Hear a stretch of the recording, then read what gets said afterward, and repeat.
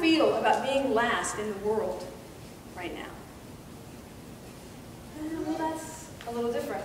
How do we handle the seeming disparity between us and our brothers and sisters? How do we handle the day-to-day envy we feel when other people get what we have always wanted?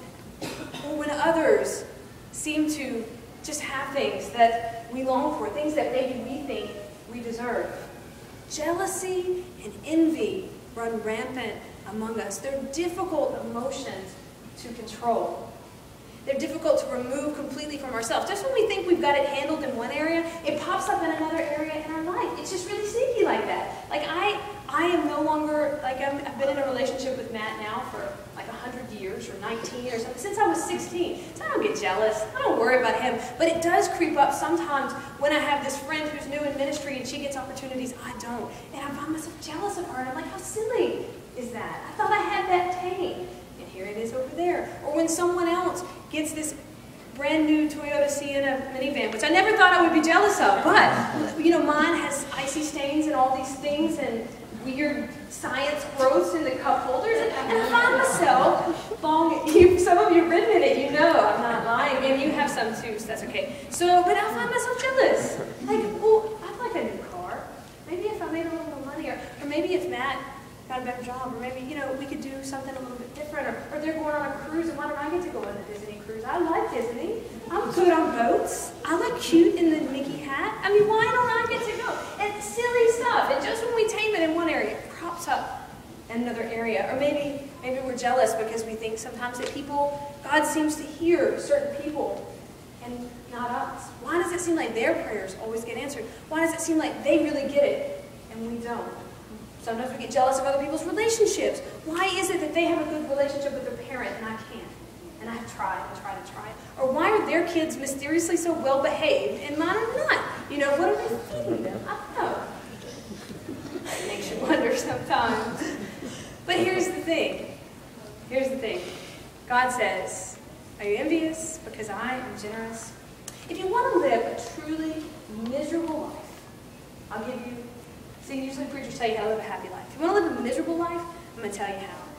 Continue to compare yourself constantly to other people. That is a sure way to have a miserable life. If you want to have a life of joy, then you have to stop focusing on that kind of thing.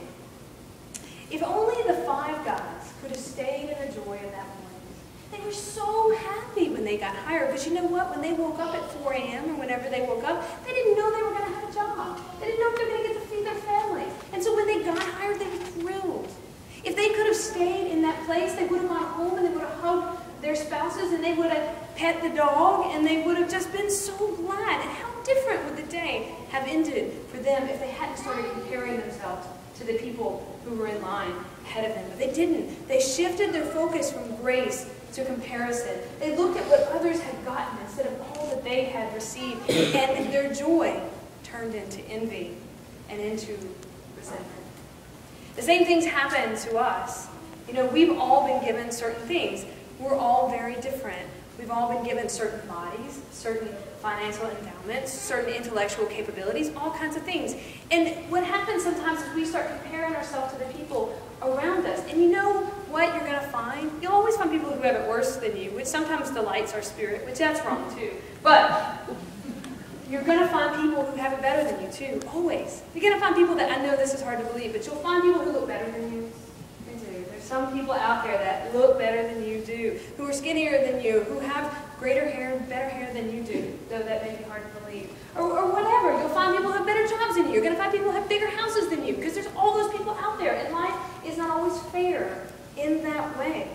This kind of comparison, if we do it long enough, will suck the joy out of everything that we do have. And we're not going to be able to see the many, many blessings that surround us in our life.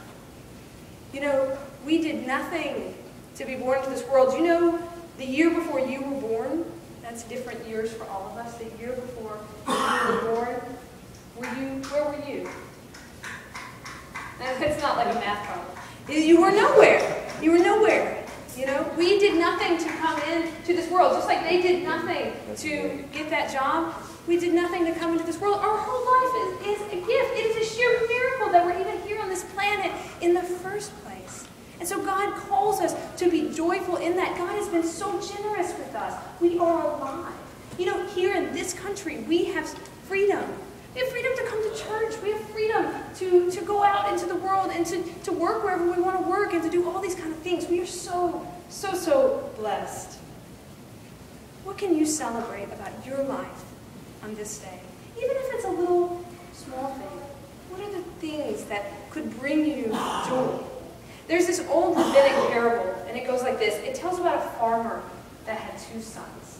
Now, as soon as they were old enough to walk, he took them to the fields, and he taught them everything he knew about working in the fields. He taught them about the crops, and he taught them about the animals. And side by side, these brothers worked together all the days of their life. And when their father died, they decided they were going to keep working together because they really enjoyed one another's company. They enjoyed working together.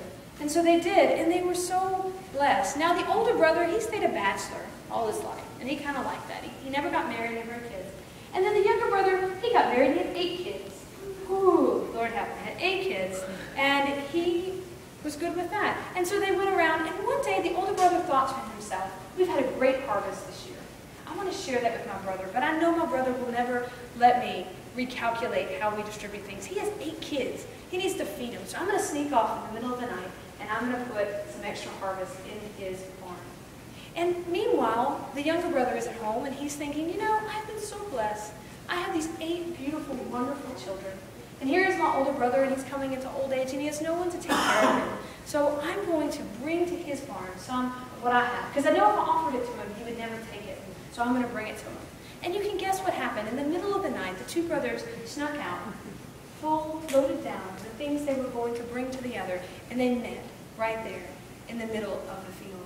And the parable goes like this. It said, there was a cloud in the sky, but a gentle rain began to fall. And the rabbi says, you know what it was? It was God weeping for joy because 2 of his children had gotten the point. They had come to realize that generosity is the greatest characteristic of holy. They had known that they were made in God's image, and being generous was the secret to their joy as well. Instead of envying the other for what they didn't have. It could have been very different, huh?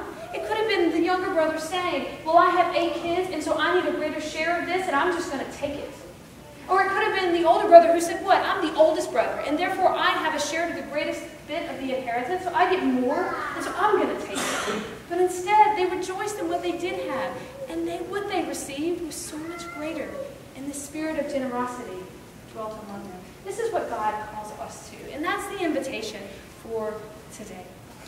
The first shall be last, the last shall be first. But you know what?